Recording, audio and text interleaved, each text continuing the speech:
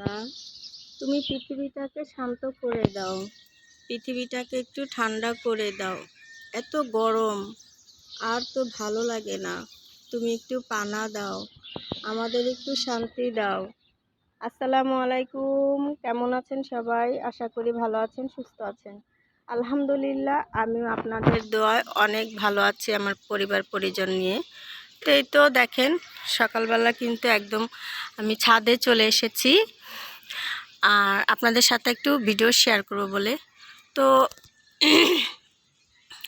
এখন এত রোদ পড়ে না, মানে ছাদে আসাটাও খুব কষ্ট হয়ে যায়, যেহেতু আমাদের ছাদটা হচ্ছে 7 তলাতে।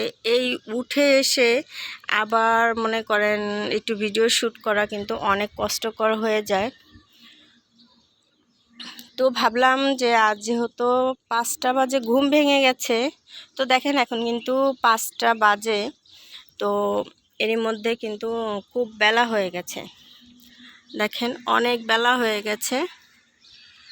তো যাই হোক, প্রিয় প্রিয় আপু ভাইয়ারা কেমন আছেন?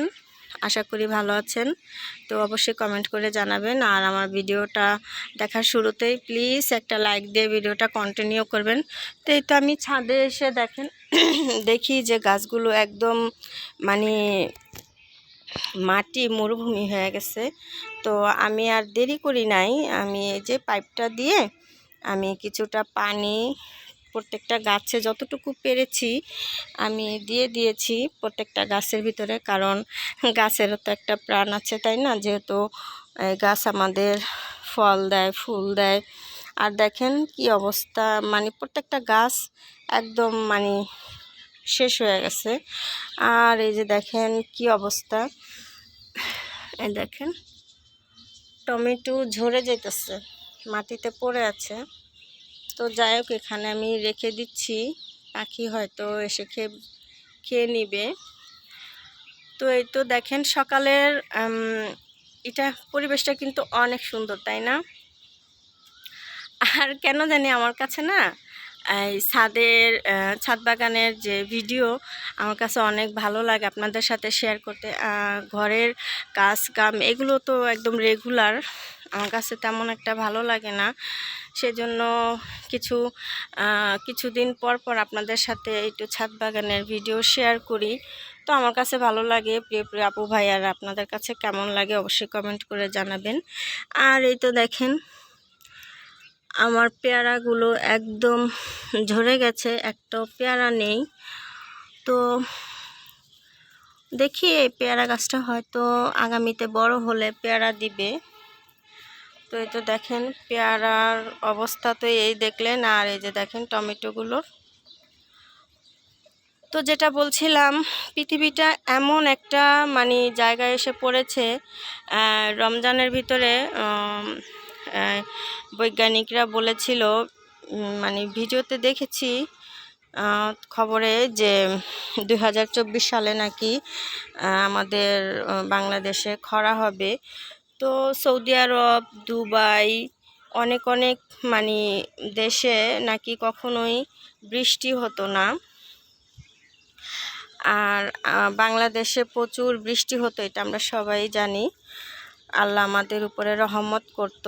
তো এখন দেখেন পৃথিবীটা কেমন উল্টো হয়ে গেছে। আসলে এটা হচ্ছে কিয়ামতের আলামত, যেটা ভাষায় প্রকাশ করা যাবে না, সবই উপর আল্লাহর ইচ্ছা। তো দেখেন ইউরোপ কান্ট্রিতে কিন্তু বৃষ্টি হচ্ছে, বন্যা হয়ে যাচ্ছে, ওরা ঘর থেকে বের হতে পারছে না। আর আমাদের বাংলাদেশে আল্লাহর কি রহমত, এত প্রচুর গরম, এত রোদ, এরই মধ্যে কিন্তু আমাদের কিন্তু প্রচুর দেখেন প্রচুর বাতাস দিতেছে আল্লাহ। এই বাতাসটুকু যদি আল্লাহ আমাদের না দিত, তাহলে কিন্তু আমরা সবাই একদম মানে অসুস্থ হয়ে যেতাম, মরে যেতাম। আর এতটুকু রোদ্রে আমরা যেহেতু সহ্য করতে পারছি না, তাহলে আমরা দোজকের আগুন কিভাবে সহ্য করব? সবই উপরওয়ালার ইচ্ছা। এখনই মনে হয় আল্লাহ আমাদের দোজকের আগুনের তাপ সহ্য করার ক্ষমতা নেয়ার মতো মানে ধৈর্য শক্তি দিচ্ছে। তো ছাদে কিন্তু অনেক প্রচুর পরিমাণের বাতাস, আমার কাছে কিন্তু অনেক ভালো লাগতেছে ছাদে এসে। আমার ঘরেও কিন্তু অনেক বাতাস যায়, আমি কিন্তু অনেক করি বাতাসে, মানে এখন আর আমরা ওইভাবে মশারি টানায় ঘুমাই না।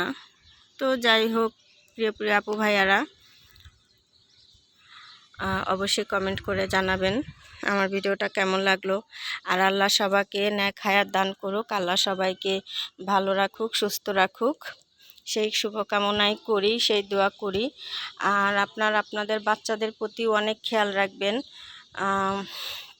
কারণ এই সময় কিন্তু শুধু বড় মানুষ অসুস্থ হয় না, বাচ্চারা বেশিরভাগই অসুস্থ হচ্ছে। তো যাই হোক, আমাদের রায়ান সোনা বলেছিলাম এর আগের ভিডিওতে যে ওকে ডাক্তার দেখাতে নিবে। তো ওকে এক্সরে করেছে আর ব্লাড টেস্ট করছে। তো ওর হিমোগ্লোবিন একদম কমে গেছে, আর হচ্ছে আপনার বুকে যে কাশি হচ্ছিল না, সেই কাশির জন্য ইনফেকশন হয়ে গেছে। তো ওষুধ দিছে, তো ডাক্তার বলেছে এটা খেলে নাকি সুস্থ হয়ে যাবে। আর কিছু ফল ফ্রুট এগুলো খেতে বলেছে, যেহেতু ওর 10 মাস হয়ে গেছে সেজন্য। তো যাই হোক, প্রিয় আপু ভাইয়ারা, ছোট্ট একটা ভিডিও দিলাম ছাদ বাগান থেকে, অবশ্যই লাইক দিয়ে ভিডিওটা কন্টিনিউ করবেন। তো আজকে এই পর্যন্ত, ভালো থাকবেন, সুস্থ থাকবেন। এই গরমে সবাই সবার প্রতি খেয়াল রাখবেন, নিজের প্রতিও খেয়াল রাখবেন, বেশি বেশি করে শরবত খাবেন আর বেশি করে গোসল করবেন, না হলে জন্ডিস হয়ে যাবে আমার মতো। তো ভালো থাকবেন, সুস্থ থাকবেন। আজকে এই পর্যন্তই, আল্লাহ হাফেজ, আসসালামু আলাইকুম।